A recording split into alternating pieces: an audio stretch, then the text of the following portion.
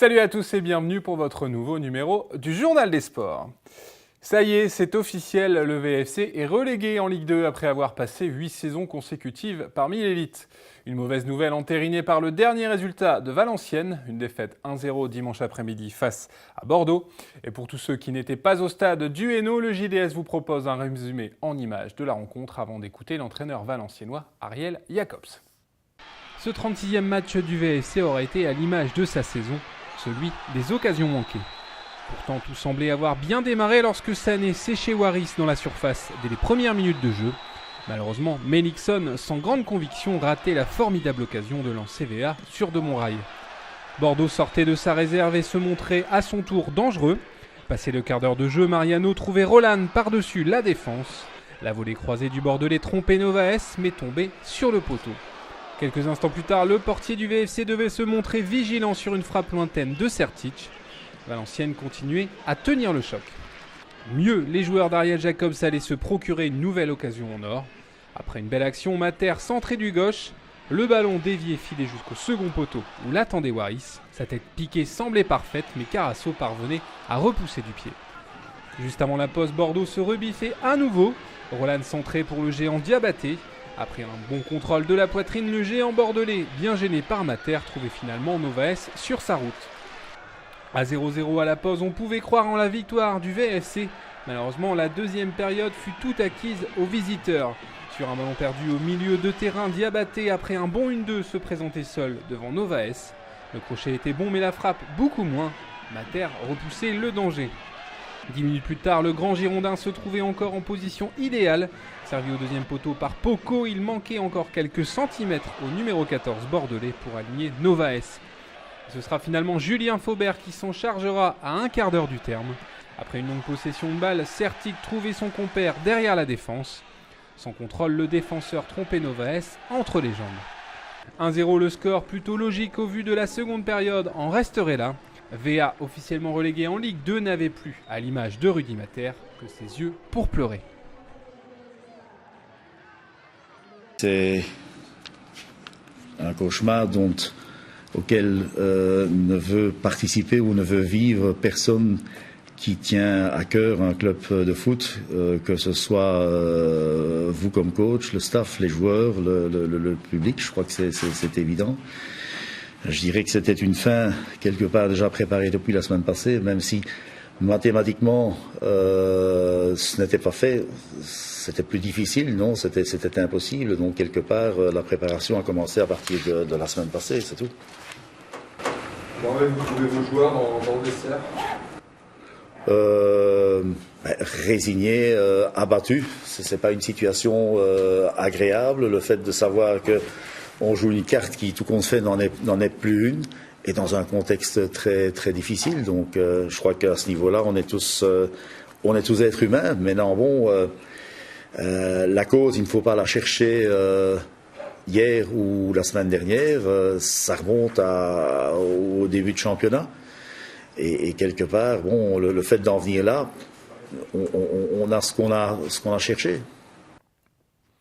Au classement, le VFC toujours 19e contre, après sa 21e défaite de la saison, toujours 9 points de retard sur le premier non relégable Évian. Un écart rédhibitoire à 2 journées d'une fin de championnat qui promet d'être longue. D'ici quelques jours, le président du VFC doit organiser une conférence de presse pour en dire plus sur l'avenir du club valenciennois.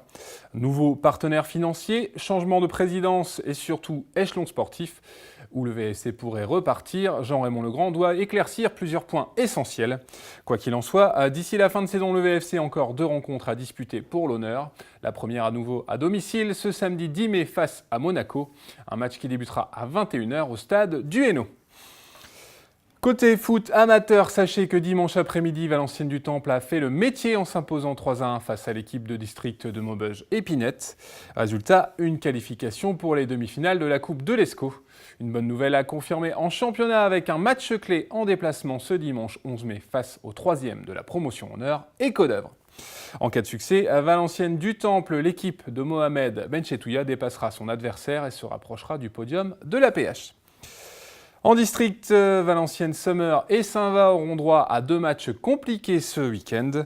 Le premier recevra le leader de la première division de district, Magny, dimanche à 15h. Les cheminots de Saint-Va iront quant à eux défier le leader de la deuxième division, Beuvrages, le même jour à la même heure. Sans transition, hockey sur glace, notez-le bien dans vos agendas, ce samedi 10 mai sera la journée du hockey à Valenciennes. Les Diables Rouges vont envahir Valiglou avec une journée de découverte du sport, clôturée par un match de gala. Opération porte ouverte, donc le matin de 9h à 12h pour le VHHC, avec des initiations gratuites.